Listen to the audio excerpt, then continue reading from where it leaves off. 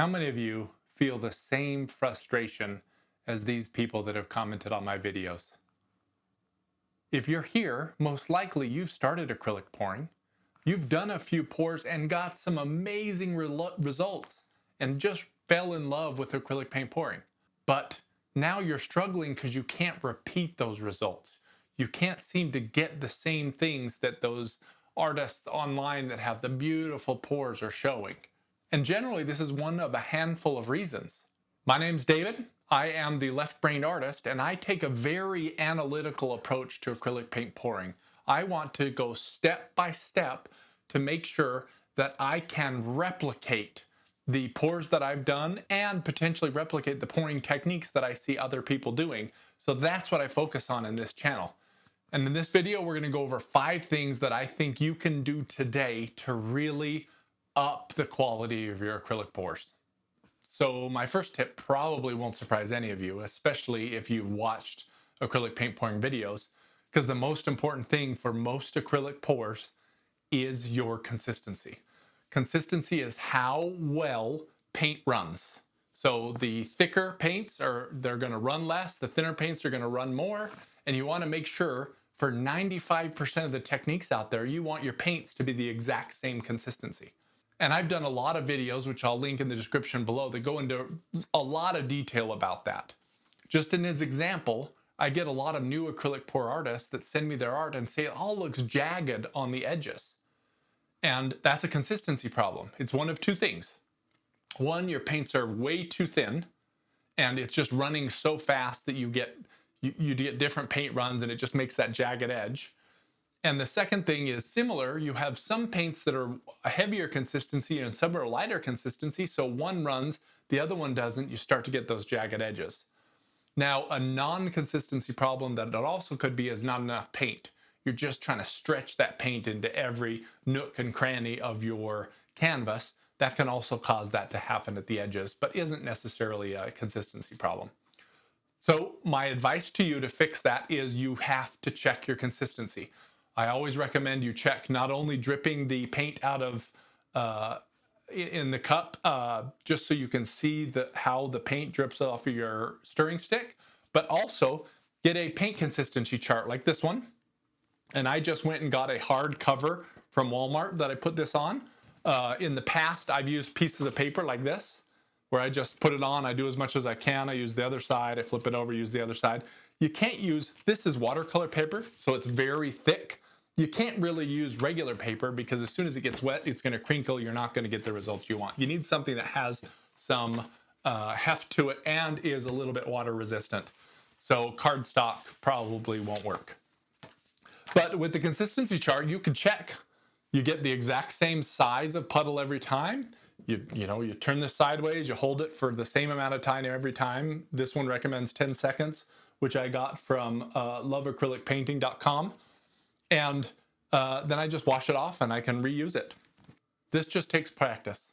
Very few people get it in one pour, and it's not a flaw. It's just something that we need to learn as we get more experience with acrylic pouring. So number 2 is testing. Now, yes, it would be awesome if I could do 4 or 5 pours on big canvases before I did the main canvas, but a lot of us don't have money or time for that. So what I recommend is when you mix up your paints, mix a little bit more than you need. And on your table, on a spare piece, on an old piece, pour a little of that paint in the way that you're expecting it to do. And I'm not talking about a lot, a mason jar size, and do what you're going to do. Use your blow dryer, use your swipe, tilt it a little bit, pour your paints on it. That little bit of test can give you so much insight into the pour that you're about to do. This will keep you from making a lot of beginner mistakes that even sometimes I, after having done this for 6+ years, continue to make with my pours. So one commenter put it about as honestly as anyone could.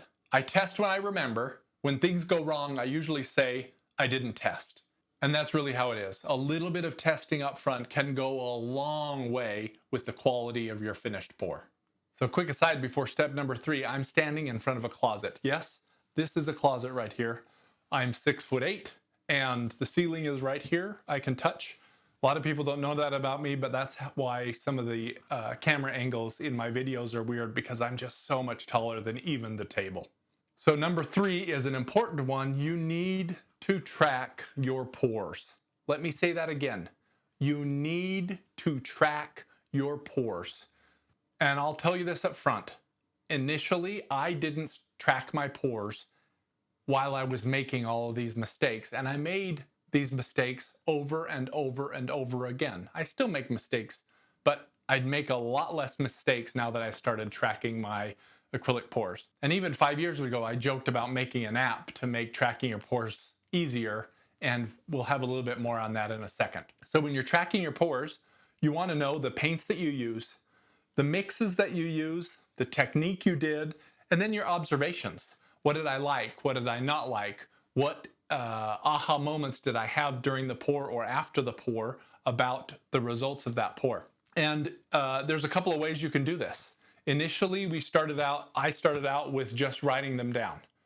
That was not a good idea for me because my handwriting is chicken scratch, and then I couldn't read them afterwards. But a lot of you guys have great handwriting. If that's what you have, write it down.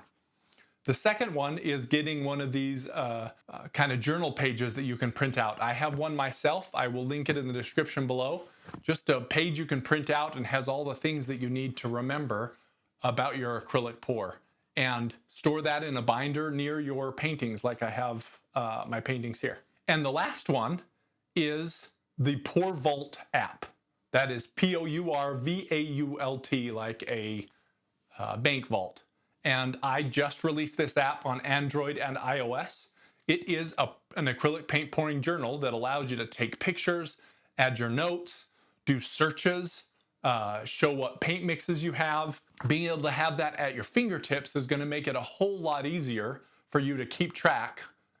When you go to do the next ring pour, you can just look up all the ring pours you did before. Here's the notes on those ring pours, and remember, oh yeah, I don't want to do that. I do want to do this. So that next ring pour that you do is the best it can be. Also, when you have an app like this, you don't have to scroll through your pictures to show people your art. It's all right there on the homepage. Makes it real easy to show off your art, just like you should, because you're an artist. Whichever one you pick, stick with it. Tracking is what makes us turn our happy accidents into consistent, beautiful acrylic pours. So tip 4 is kind of a two-parter, because I see both of these a lot. So the first one is you leave too much paint on your pouring surface. And leaving too much paint has two hazards. First one is that as it dries, it's going to crack. That top layer dries quickest, and that bottom layer doesn't dry as fast. And as that bottom layer dries, it kind of rips apart the top layer. So you get those cracks and crazes in your pour. And the second thing that happens is if you have too much paint on top and it starts to drip off the edges, especially if you haven't leveled your painting very well, those drips will just continually pull paint off until there's no more paint to pull off. And what you leave the night before and what you show up to in the next morning could be two completely different paintings, and you could have ruined what you thought was a masterpiece the night before. So make sure that you're not putting too much paint leaving too much paint on your canvas. And the second part of this is think about what you do before you do it. So if you're going to do a Dutch pour the base layer down and then start thinking about, oh, here, you can pour your paint down, and as you're sitting there, you can say, okay, I'm going to blow this way first and this way next, and this is the order that I'm going to blow in. And as you're doing that, sometimes I'm like, wait a minute, if I blow that way and I have, the traditional Y in my pour, that's going to push this Y into that, and that's going to look funny. So I want to back up and start a different direction so I can make sure I get the results that I need. I don't know if you've seen any of these artists out there, especially the guy that lays down a bunch of paint and then kind of takes his brush and goes through all the paint to make cool things. He always practices that with the paint on the canvas, but without touching it. He practices where his arm's going to go, how quickly it's going to move, what it's going to do. And that gets that in your brain. And if you can do that, you'll make less mistakes while you're pouring. That goes for the Dutch pour. It goes for which direction you're going to tilt with your straight pour or your tree ring pour. Give a little practice in your head before you actually do it. I know pouring is so fun to do and you want to do it immediately and you want to get there and get done. But if you take a little bit of extra time, you're going to find that you get way better results with your paintings. So the last tip may be one that's hard to hear. You are going to have failures. You're going to make the same mistakes over and over again. That's okay. That's how we learn. And I've given this advice to a lot of people over the years, and I'm giving it to you now, what I call the painter's curse. We are our own worst critics. When we look at our art, we notice all of the little imperfections that we saw as we were building these art pieces that are our babies. And we focus on all of those little problem pieces. But I will tell you, there are so few times in my lifetime, in my art lifetime, that I have had somebody actually bring up any of those problems that I see in my paintings. You are your own worst critic. It's the painter's curse. You're going to have to fight with that all the time. Your art is amazing. It's amazing now. It's just going to get more amazing as you start taking these steps to make sure that we don't make those mistakes as often, because you're still going to make them. We just don't want to make them as often in the future, so we can start getting the more beautiful pours, the pours that we think are beautiful, more often than not. So quit being so hard on yourself. Acrylic paint pouring is an abstract art, and everyone sees that art the same. I can't tell you how many times I've said, I really hate this painting on one of these videos, and I get 40 comments. It's like, are you joking? That's the best thing I've ever seen. Take the advice that I've given here and get better with every pour.